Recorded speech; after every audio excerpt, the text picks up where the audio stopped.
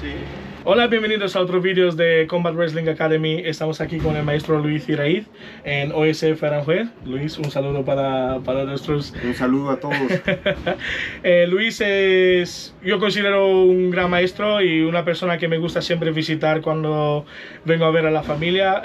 Aranjuez está muy cerca de Ocaña y la verdad que desde el primer día que entrené con él y en su clase y el gimnasio aquí ha sido como amor a primera vista.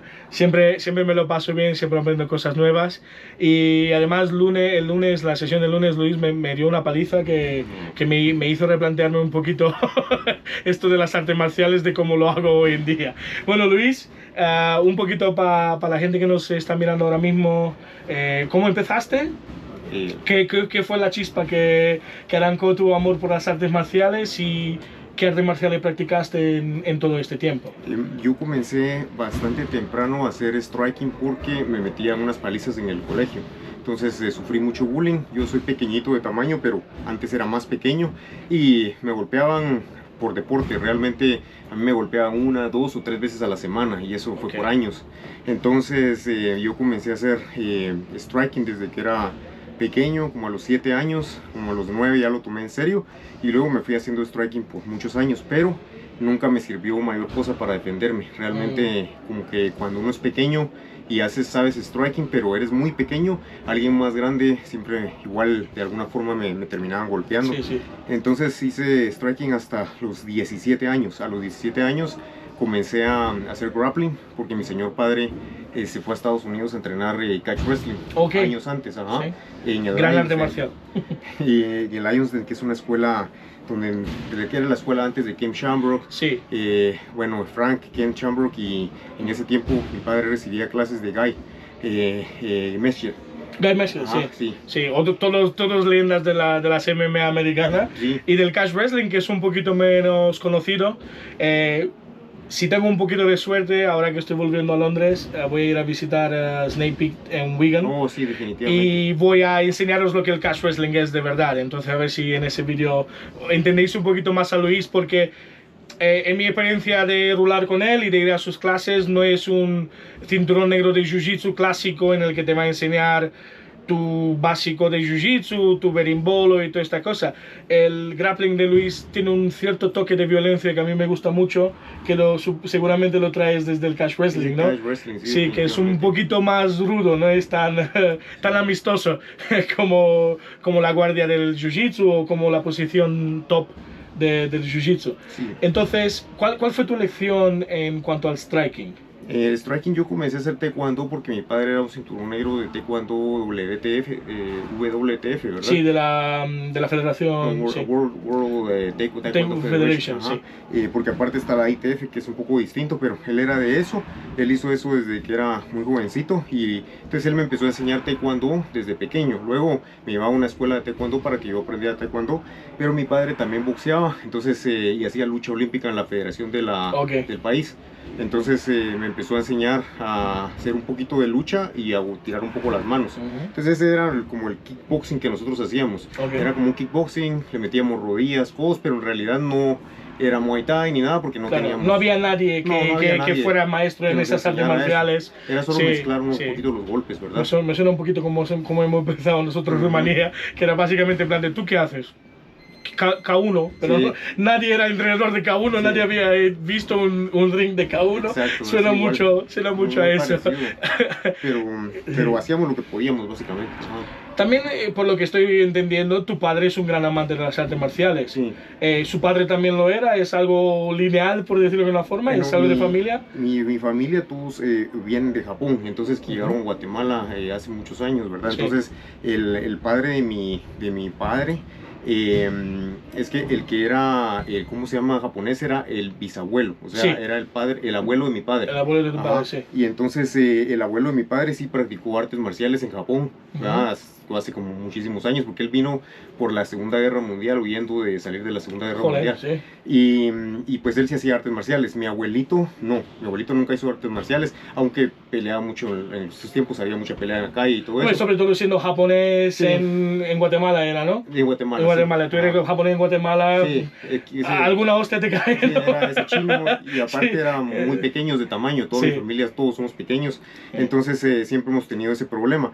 Pero yo creo que se saltó una generación lo de las artes marciales, y mi padre desde niño se metió a hacer artes marciales. Bueno, desde niño no, desde adolescente se metió a hacer artes marciales, pero como te digo, no eran algo que tuviéramos realmente una gran escuela, aunque en el WTF mi padre compitió, hizo todo eso, pero en realidad no era un striking como el de ahora MMA, ¿verdad? Como te digo, nosotros lo mezclamos. Tú lo que podías, la poquita técnica de aquí, entonces vosotros hacíais artes marciales mixtas por necesidad, no era porque yo hago MMA, no, simplemente es que cogías de aquí lo que podías, cogías de aquí. Sí, de hecho nosotros cuando comenzamos a hacer las artes marciales mixtas, realmente ni siquiera, yo creo que fue al mismo tiempo, fue en finales de los 90, ya había salido el UFC, el UFC 93, ajá, pero nosotros no les llamábamos artes marciales mixtas ni nada para eso, sino que le llamábamos peleas sin reglas, era solo pelear y se valían cabezazos. El antiguo valetudo, ¿no? Como valetudo, porque el valetudo se valía cabezazos, ¿verdad? Sí. De hecho, yo todavía peleé en mi país la última pelea de valetudo que hubo, el último evento que hubo valetudo, yo todavía peleé ese. Tú todavía estabas ahí, sí. Porque tú también tienes un récord de profesional de MMA, y una cosa que a lo mejor la gente que nos ve no lo sabe, y a lo mejor ni muchos de tus alumnos lo saben, tú estuviste en los trials para The Ultimate Fighter, para el 18. Para el 18, cuando hicieron lo de América Latina contra Estados Unidos. Fue el anterior. El de América Latina ni siquiera fui al anterior. Fue el 18, y para ese fue donde hicieron un torneo. Yo no sé si todavía los hacen los torneos, pero antes habían torneos. Entonces en ese torneo fue en el Palace Station, era un casino que es de los hermanos Fertitta. Y ellos ahí hacen eventos de diferentes cosas, y el evento es un torneo, dividen a todos los que van a hacer el tryout hacen como brackets a partir de la gente que hay ahí, para que no queden enormes, porque son muchas las personas. Mucha gente, entonces luego el torneo, los que ganan el torneo los pasan a entrevista, y los que pasan a entrevista los escogen para el TUF. Entonces yo gané mi torneo, pero no me escogieron.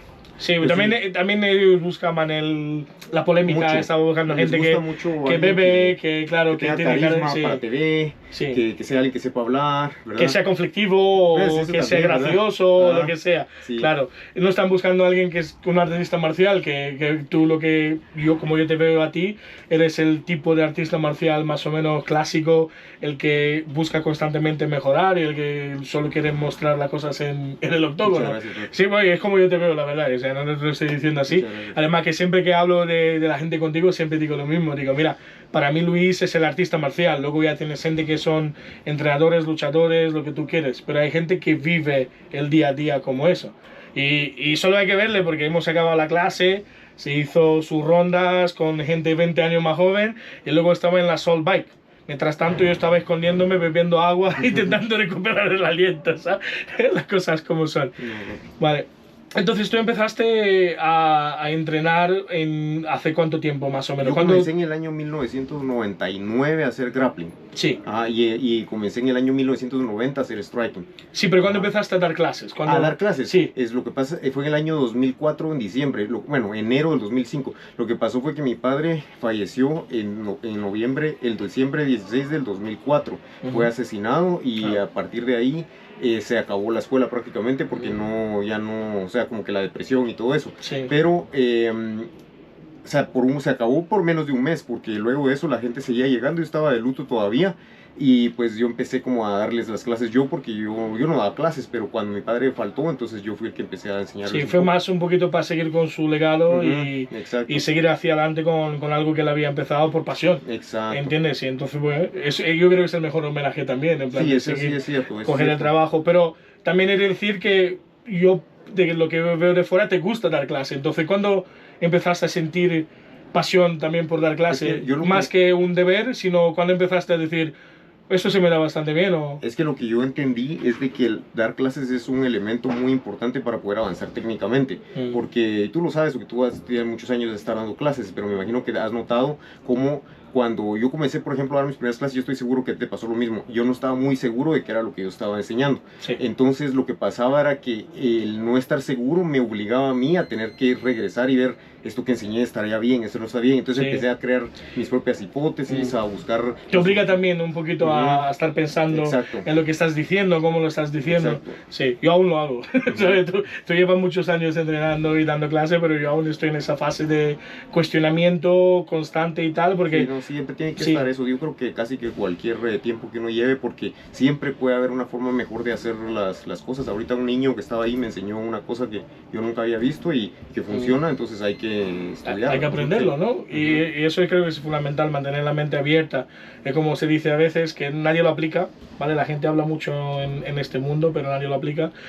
Hay que siempre mantener la mentalidad de cinturón blanco. Eso sí es cierto.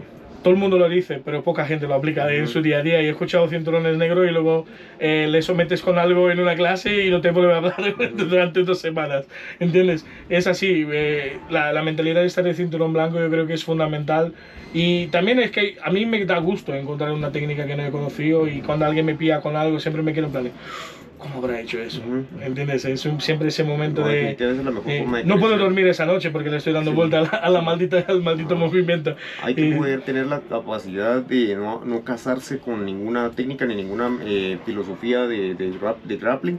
Bueno, tal vez los principios filosóficos más fundamentales, pero de ahí casi ninguna cosa que tú aprendas tienes tú que casarte con ella, sino que simplemente esta está mejor y funciona, de sacarla. En cambio hay gente que como que defiende sus cosas. Si yo vengo con alguno de mis estudiantes y me enseña, me dice algo, mira, y esta forma no es mejor, hay gente que de por sí, solo porque no es la forma que ellos usaban, te dicen, no, es que mira esto, y ya ahí hay resistencia. En cambio, si tú vienes y lo tomas, si la tuya es mejor, ahora no es la tuya, ahora es la mía. Sí. O sea, ya simplemente, ahora es mía. Sí, y ya lo compartimos y seguimos para adelante juntos, exacto. ¿no? Sí, yo creo que eso es una faceta de las artes marciales muy importante que se está también un poquito perdiendo, que es el cooperacionismo, que estamos hablando antes de darle play a la cámara, un poquito de mi viaje en Asia, de todo eso, de que ahí todo es cooperación, porque no hay cinturones negros. A veces vas y tienes morado, maronia, es muy exagerado en algunos gimnasios, y ves esa necesidad de compartir técnicas y te escucha aunque tengas un movimiento que les sirva, te escuchan como si tuvieras la Biblia en la mano. Yo creo que ese toque también es muy importante. Sí. ¿Y tú llegaste aquí a España en qué año? En el 2016. En 2016 llegaste. ¿Y empezaste a dar clases directamente o encontraste el gimnasio rápido o te costó un yo poquito? me vine más que todo a esta área en Aranjuez precisamente por el gimnasio. Sí. Yo hablé con Dani desde antes y platiqué con él y me dijo, él, desde que hablamos por internet, fue muy hospitalario y me abrió las puertas. Entonces yo dije, yo creo que el mejor lugar para ir es ahí. Entonces me vine para acá esperando que contaba con la escuela, porque yo no me iba a pasar a ningún lugar si no tenía dónde era que iba a entrenar. Exactamente. Y no soy mucho de rebotar mucho, entonces quería estar en un lugar donde voy a estar prácticamente por vida. Sí. Entonces él me abrió las puertas, yo ni bien llegué, yo creo que ya estaba por aquí Ismael. Sí. Y ya tiene, imagínate, ya son 9 años de eso. Sí. Y entrenábamos todavía en la bodega anterior, que era en otro lado. Sí. Que es donde te conocí, realmente fue que yo llegué de Londres para visitar a Isma, y Isma me dice, no te lo vas a creer, han abierto un gimnasio de MMA y de Jiu-Jitsu en Aranjuez, y fue como que nos explotó la cabeza, porque ustedes andaban buscando siempre un lugar. Desde que teníamos 19 años y a este punto ya tenemos 27. Sí. Yo tenía 27, él es un poquito más joven que yo tenía 27 ya, o sea que habían pasado más de 7, 8 años buscando gimnasio y no había nada. Sí. Y fue como también, en plan, también la bendición de que llegues aquí y te encuentras con Luis.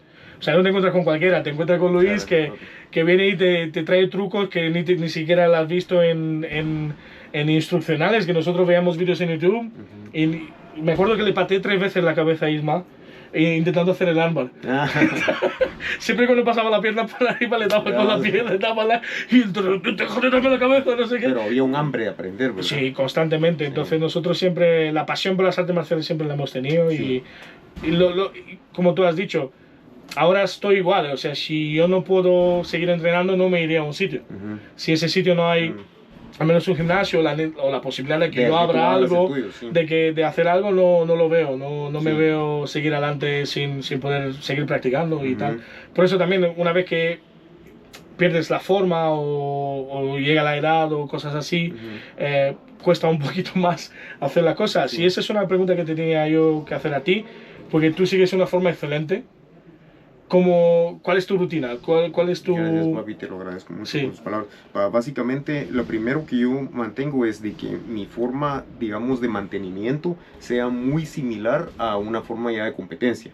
O sea que si yo necesito prepararme para una competencia, que no sea voy a entrar a forma, sino que sea ahorita yo necesito 3 meses y con 3 meses yo ya estoy en una forma de competencia. Entonces todos los días son bastante duros y todos los meses son duros porque siempre está uno en temporada. Entonces busco el equilibrio entre no enfermarme y no lesionarme demasiado, porque uno siempre se lesiona, pero Sí. no lesionarme demasiado, que no se me bajen las defensas, pero tocando ese límite.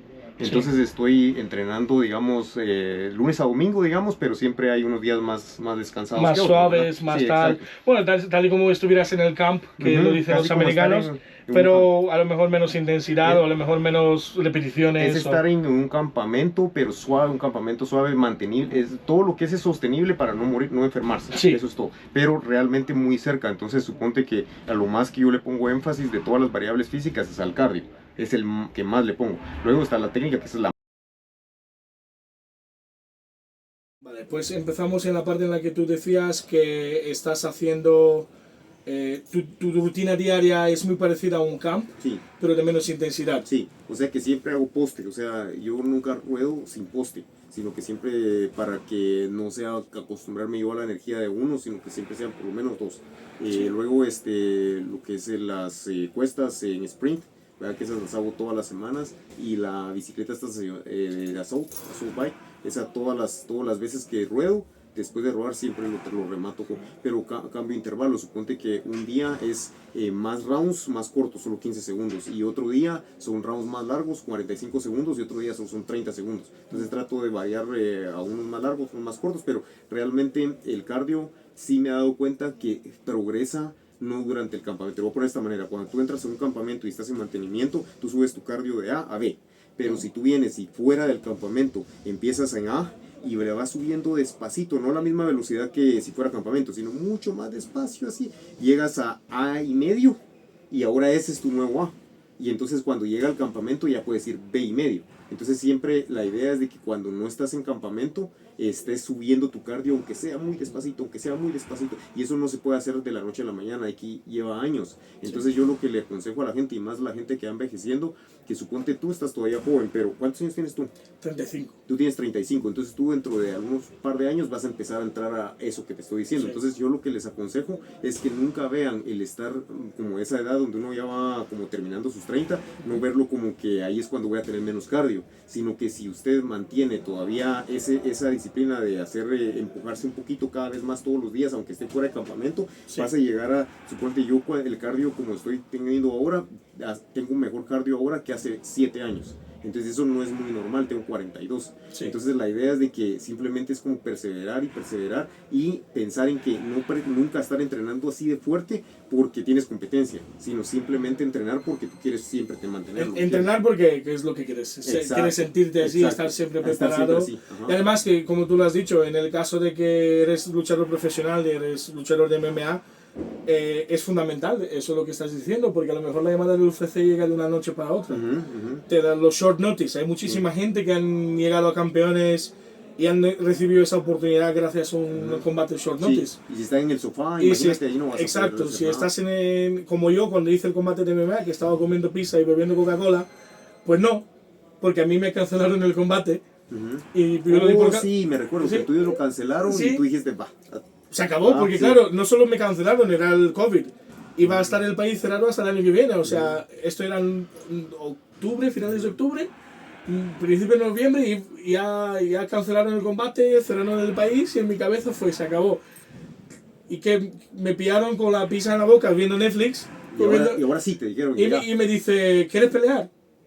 Y yo, pues, en un movimiento muy estúpido, dije que sí, sabiendo que no estaba en forma, pero para mí era mi momento.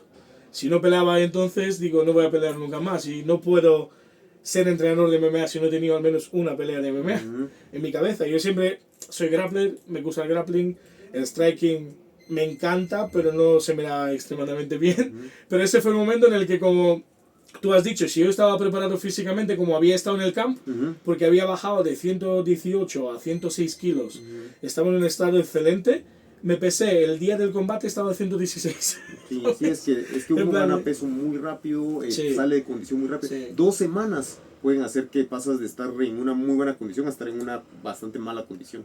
Eso me pasó, por ejemplo, también ahora en Japón.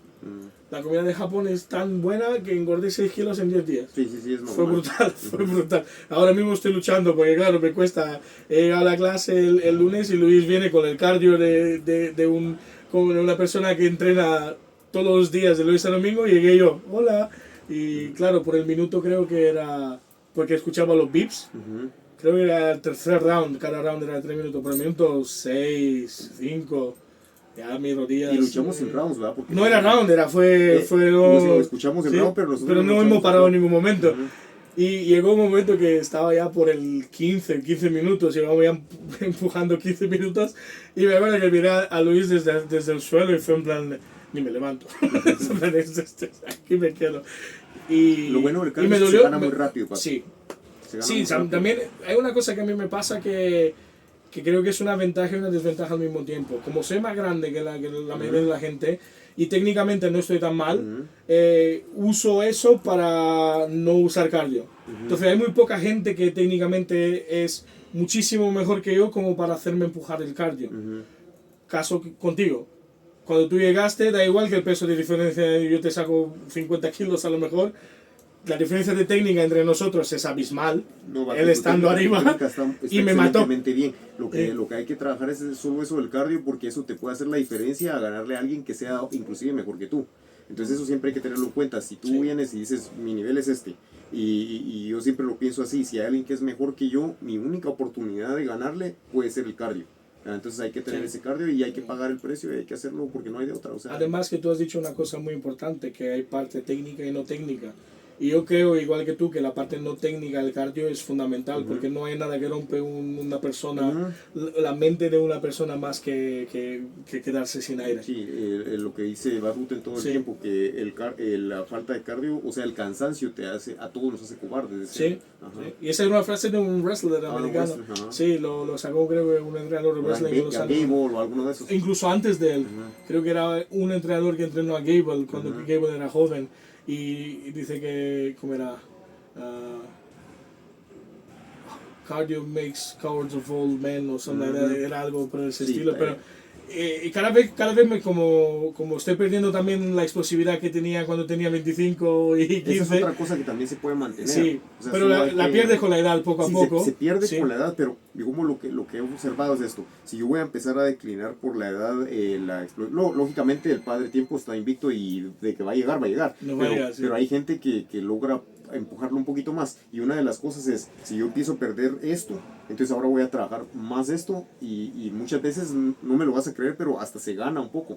Tal vez nunca lo has trabajado tanto y lo empiezas a trabajar y empiezas a ganarlo más de lo que tenías hace más de lo que tenías hace tiempo. Y esa es una cosa que te iba a preguntar, porque claro, estamos entrando en cosas técnicas que para mí me interesan mucho, en plan de cardio y resistencia muscular, y también esto, ¿tú tienes una rutina hecha o te la cambias según el día? Porque has dicho, si a veces hago más rounds, hago menos tiempo, pero los ejercicios, la elección de ejercicio es la misma o son diferentes. Esa es la cosa. Primero, ver que hay muy poca cantidad de tiempo para entrenar. Aunque tú solo te dediques a eso, hay una cantidad limitada de tiempo. Entonces hay gente que dice, yo puedo hacer no se puede. Para comenzar no te recuperas al otro día, entonces es como que no estuviera haciendo mayor cosa. Sí. Entonces eso es lo primero. Segundo, como hay una cantidad limitada de tiempo, vas a tener que escoger muy, muy bien las cosas que vas a poner en tu rutina. Y otra es de que como vas a tener la disciplina de hacer esto de por vida, entonces no puedes decir, oh, me emociono haciendo estas rutinas nuevas y todo. Yo por lo menos no trabajo así. Si yo agrego algo a mi rutina es porque lo voy a hacer de por vida, a menos que salga algo mejor más adelante y lo tenga que readecuar. Pero no voy a dejar de hacerlo porque tú me digas, mira, y lo que creo que hacíamos hace como 2 años y ¿qué pasó? No sé, un día dejé de hacerlo y ni me di cuenta cuánto fue. Así no funciona. Entonces la idea es de que como es muy poquito el tiempo y muy poquita la energía y muy poquito, entonces lo que hago es de que veo las prioridades. Prioridad número 1 es no lesionarme tanto. Entonces lo que tengo que hacer es ver cuáles son las partes más débiles de mi cuerpo para fortalecerlas y estén a prueba de bala. Por ejemplo, yo competí ahorita el año pasado, hace unos meses, entonces para esa competencia, antes de entrar al campamento, tuve que ver que todas las cosas que normalmente se lesionan estaban lo más fuertes posibles. Entonces tengo que hacer las rutinas necesarias para fortalecer que mis rodillas no se vayan, que mis tobillos aguanten, que mis hombros aguanten, que mi espalda baja aguante, que mi cuello aguante, no sea que yo a medio campamento me salga una hernia y ya no pueda seguir. Exactamente. Entonces, eso es lo primero. Entonces voy a hacer todas las rutinas de ejercicio para fortalecer esas partes. Aunque no haga nada más. Eso es lo básico, porque si no tengo eso, ni siquiera voy a poder entrenar. Exactamente. Luego, ya que tengo eso, ahora ya empiezo en físico, porque recuerda que están las variables técnicas y las físicas. Las variables físicas está la fuerza, la velocidad, la resistencia, que es el cardio, eso, los reflejos, capacidad de reacción o reflejos, que van de la mano, la elasticidad, flexibilidad, el balance, equilibrio, propiocepción, y básicamente esas son las más comunes, ¿verdad? Entonces, ahora, todas esas tienen que estar por lo menos en un nivel normal, de una persona atlética normal. Si yo tengo una deficiencia, voy a ir primero.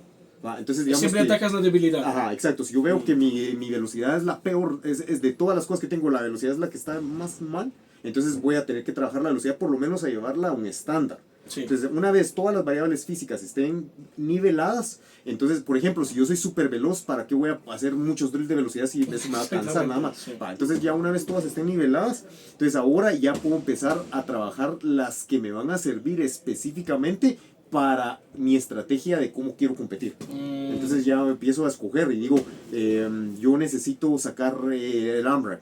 Y para el AMRAP necesito si yo soy más explosivo acá, entonces mi AMRAP va a ser mucho mejor. Entonces empiezo a trabajar esas cosas. Pero no hago, digamos, una rutina así a ciegas, decir, voy a levantar pesas aquí, acá, y como una cosa que me cubra todo. No, tengo que analizarlo. Te voy a poner un ejemplo. Yo comencé a hacer barras cuando era muy pequeño. Tenía 9 años cuando comencé a hacer barras así formalmente, de que llegaba todos los días de la casa, me colgaba una cosa que había súper alta que ni era para eso, y hacía rutinas de barras. Entonces mejoré tanto en barras en 10 años, digamos, que empecé a desarrollar. Cuando un niño desarrolla haciendo un ejercicio, entonces que yo ahora, si dejo de hacer barras 2 años y regreso a hacer barras, de las que hago normalmente bajo un 5%, pero no bajo más. Entonces, si yo tengo eso, ¿para qué voy a hacer tantas barras durante el campamento? Eso prácticamente ni lo toco. Solo con luchar, mi fuerza de barras está siempre ahí. Pero si yo fuera alguien que tiene una deficiencia en eso, eso sería lo que trabajaría.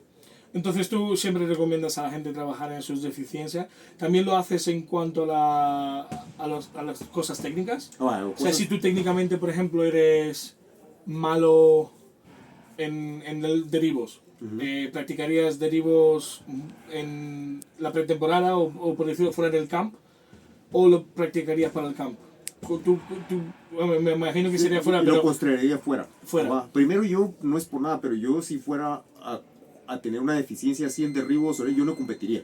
O sea, yo no digo que uno tenga que ser perfecto en todo, pero sí es lo mismo anterior que te dije, de que uno todas sus variables por lo menos estén normales, de una persona atlética normal. Por ejemplo, que pueda hacer una cantidad normal de flexiones, que pueda hacer una cantidad normal de sentadillas, que pueda hacer una cantidad... Todas las variables técnicas normales, Entonces, iguales con las técnicas. Entonces, yo, por ejemplo, tú sabes cuánto yo esperé para hacer mi primer torneo de grappling. Yo esperé muchos años. Yo me hubiera podido meter a competir en blancos, a competir en azules, pero mi primera competición fue en cinturones negros. Y la razón por la que yo competía ahí era porque era muy difícil viajar, era muy costoso esto, mi padre había fallecido. Y no había mucho mérito tampoco. No, y yo sentía que si yo ganaba algo de eso, en realidad después no iba a decir, yo gané Azules Masters en 135. Era como que no me iba a servir de mayor. Yo quería ganar algo que en algún momento yo pudiera decir, bueno, por lo menos hice un esfuerzo de años y me sirvió para algo. Entonces yo no fui a competir hasta que yo sabía que todas mis variables técnicas estaban por lo menos en orden. No que yo fuera el mejor, que yo fuera... No, pero que por lo menos no tenía deficiencias técnicas. Que no tienes huecos grandes, que no tienes nada que sea una locura. Exacto. Entonces, por ejemplo, la primera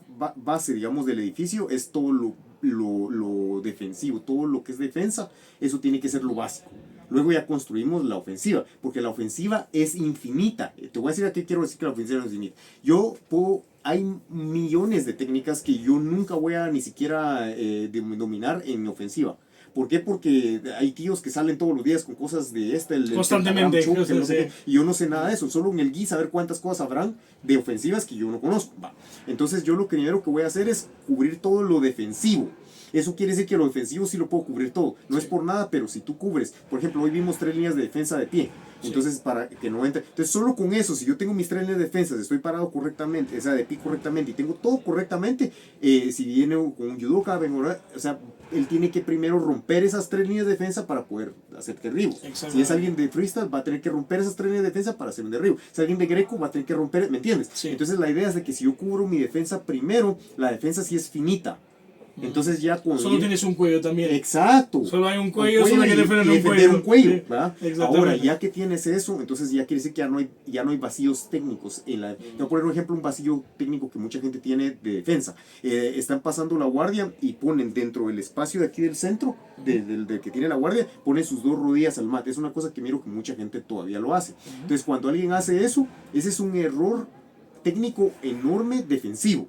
Entonces hay gente que tiene cosas como esas, entonces ya de ahí todo lo demás va a venir cayéndose en ese edificio. Entonces si tienes lo básico cubierto, entonces no hay problema. Ahora que ya tengo eso, ya tengo que ver que tenga armas. Y las armas, ahí sí ya tú decides. Imagínate que tú vas a la guerra y no hay pistolas, solo hay armas de golpearse o cuchillos. Sí. Entonces tú decides, yo quiero un hacha y una arma corta, pero tú escoges cuáles quieres. Entonces tú no tienes que saber todas las ofensivas, tú solo tienes que tener las armas que vas a usar para lo que vas a usar. Y también que funcione para tu cuerpo, para tu cuerpo, para tu velocidad, para tu estrategia. Entonces, yo no puedo hacer triángulos y no voy a hacer triángulos en la vida. Y no por eso no puedes ser el mejor campeón del mundo, ¿me entiendes? Tú simplemente vas a usar lo que... Y otra cosa importante, siempre lo que tú dijiste, ver tu complexión y tus fortalezas y usar que todo tu juego técnico sea basado en eso. Un mono no va a pelear lo mismo que una serpiente. Entonces tú tienes que ver cómo eres y cómo te vas. Pero eso es lo ofensivo. Ahora lo defensivo sí tiene que ser casi estándar. Porque tú no puedes cometer errores. Todo el mundo tiene el mismo cuerpo. Exacto. Al menos,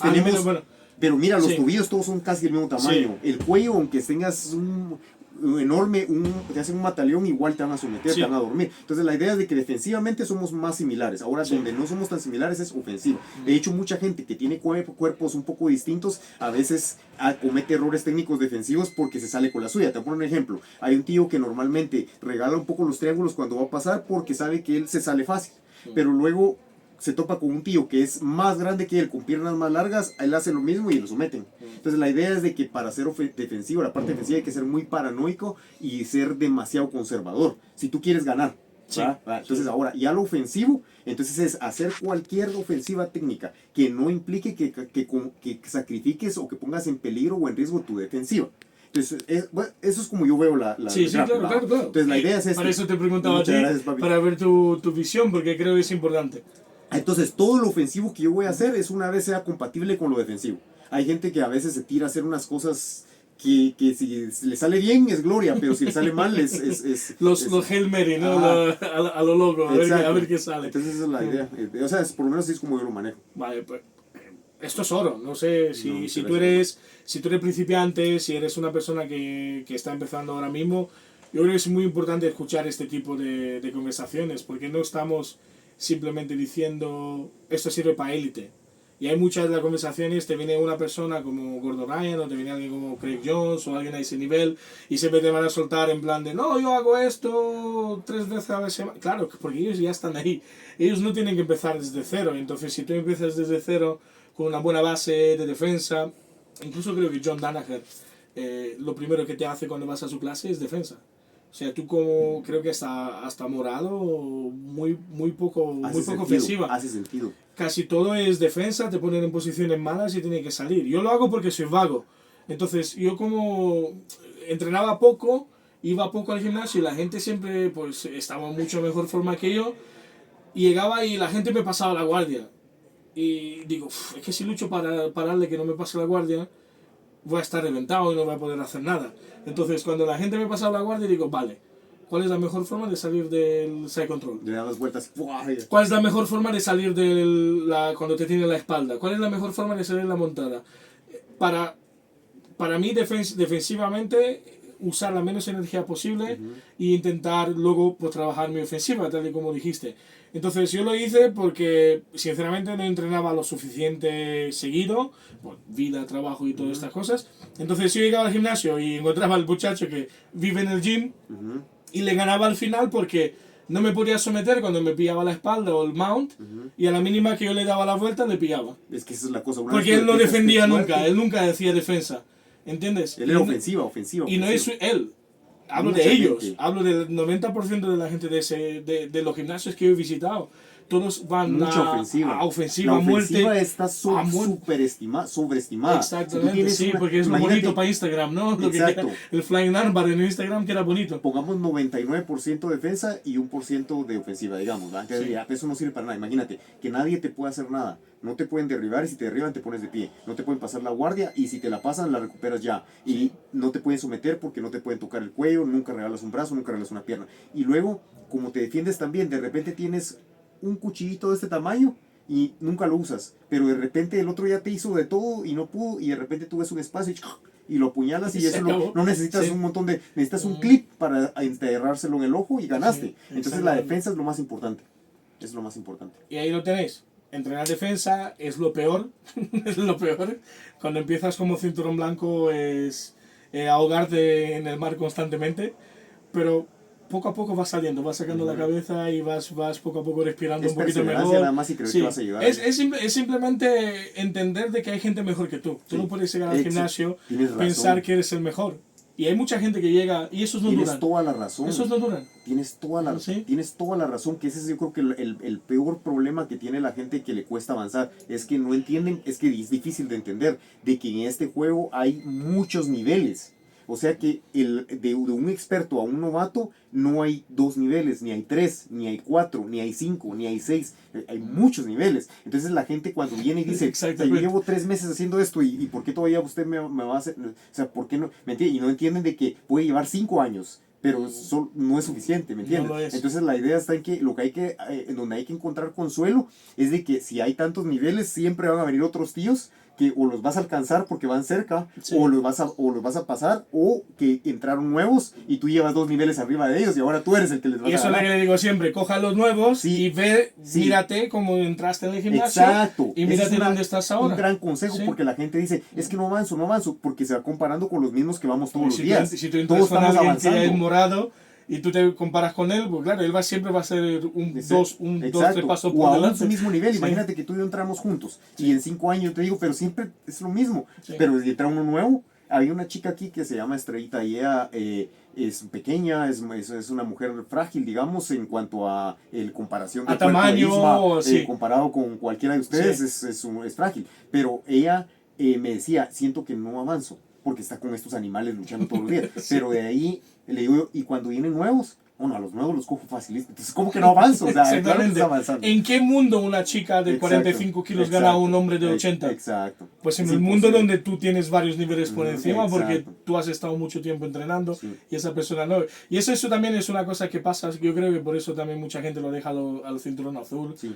porque es un cinturón muy largo, Sí. son 3 años Sí, en teoría. Sí, es una y buena tal. escuela, sí. Entonces mucha gente cuando llega al azul y dice, "Uf, es que Ya lo logré, ya va. sí, ya es como ya he pasado arriba, ya estoy bien.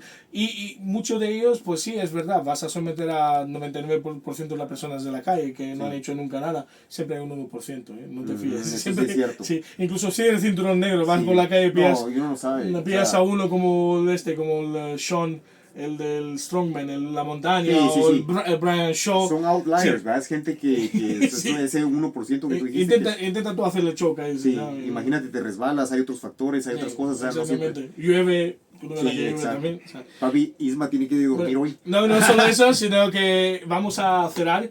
Voy a hacerte el Panda Questionnaire también, porque ha sido un día largo Ok. también para ti. Para mí no, porque yo todavía estoy de vacaciones, ya vuelvo al trabajo la semana que viene. Te voy a hacer el Panda Questionnaire rápido, te explico, son como 10 preguntas. Ok. Lo he dicho antes y se lo hice a Imanari en Oh, ¿sí? Tokio. Y le dije, no te preocupes, que son preguntas súper fáciles, de respuesta fácil. Y claro, hay cierta pregunta que se dice, esto no es fácil. Y se puso a preguntar. En plan de, bueno, el sentido es, son preguntas de respuesta cortas. Si Sí, tú quieres cortas. desarrollar Ok. tu respuesta, si sientes que necesitas una Ok. explicación, la das. Si no, no. Ok. Vale, se supone que es medio divertido y tal, Ok. y a ver qué tal te parece, ¿vale? Pues la primera pregunta, ¿cuál es tu arte marcial favorito? El catch wrestling, definitivamente. Perfecto, ¿has visto? rápido y perfecto. Número 2. ¿Cuál es tu arte marcial menos favorito? No que odies, menos favorito. El Aikido. El Aikido. Ujú. Número 3. ¿Qué te motiva? Me motiva poder llegar a una edad muy avanzada y haber disminuido lo menos posible mis capacidades físicas. Bueno, es de lo mejor que he escuchado, la verdad. Número 4. ¿Qué te desmotiva? ¿Qué me desmotiva para entrenar o algo así? No. En general, incluso para entrenar o en general. Bueno, para entrenar, yo como lo veo es de que ni siquiera es una, o sea, yo voy a entrenar sí o sí, ¿va? Y voy a hacerlo igual de la misma forma, sea que esté motivado o no esté motivado. Vale. La motivación como que te ayuda un poco, ¿verdad? Ujú. Porque tal vez uno se siente más cómodo, pero igual de todas maneras lo tengo que hacer. Entonces, en realidad, si hay algo que me desmotive, no, o sea, no pienso que para mí no puede haber un factor. Te da igual, básicamente te da igual Ajá, que sí. te desmotive o no Sí, te no, desmotive. es igual lo que sienta yo no tiene Aquí nada se que tira ver aquí, para sino adelante. que solamente hay que echar para adelante. Perfecto. La número 5. ¿Qué ejercicio te gusta? Un poquito fuera de las artes marciales. ¿Qué ejercicios? El mejor ejercicio para mí, si solo me dejan uno y no hay más cosas que hacer, serían los sprints en cuestas. Los Ese es sprints en para cuestas. mí es el más Perfecto. completo que te sirve para más cosas y es una maravilla. Número 6. ¿Qué ejercicio odias? Los sprints en cuestas. Ajá, sí. Y, esos son los mejores, ¿eh? Sí. Lo que más odias son los mejores que puedes hacer. Sí, esa ha sido una respuesta increíble. Número 7. ¿Cuál es tu técnica favorita? El heel hook, definitivamente sí. ¿Y cuál es tu técnica menos favorita? Las técnicas que a mí no me gustan son las que son de bajo porcentaje, lógicamente los Ezequieles, ¿cómo se llama? Los straight leg locks. Los straights no me gustan porque hay gente que tapea por ellos, ¿verdad? Pero la verdad es que yo le he sacado a alguien una pierna con el straight y ha continuado. Y yo sé que lo lesionado, pero ha continuado. Entonces, a mí me gustan las técnicas donde si tú le das, hay que llamar a los bomberos y que lo lleve a la ambulancia y todo porque no va a haber de otra. El heel hook Que sea definitivo. Exacto. El heel hook es Sí, definitivo. sí. Si rodilla no vas a ningún Sí, lado. exacto.